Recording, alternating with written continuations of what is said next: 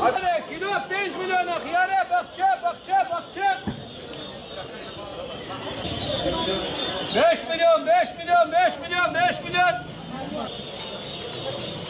5 milyon. Kilo 5 milyon.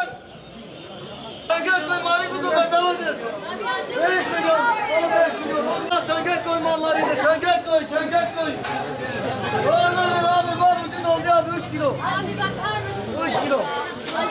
Karşı tarafla. Allah söz ya bugün mal bedavadır ya. Türkiye mali bedavadır bugün ya. Bir vardı sonra daha girin.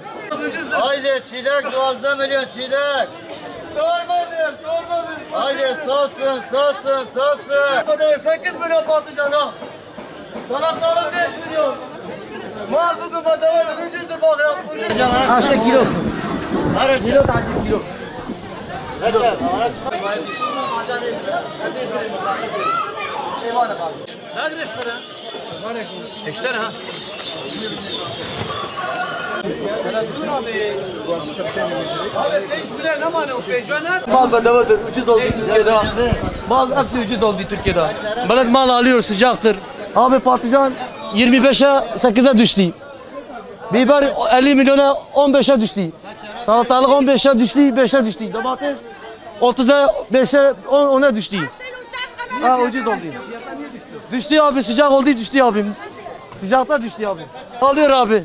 Mal bedava oldu ucuz oldu mal alıyor yani gidiyor yani. Hatta siyi çubuğu. 5 milyon abi bu kampanyadır ha. Biraz rekabetten de kaynaklanıyor.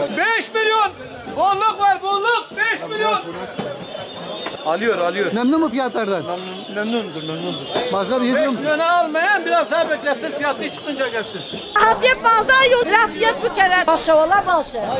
Kimsin afade şu an? Olam kilo ki sot. Gazete.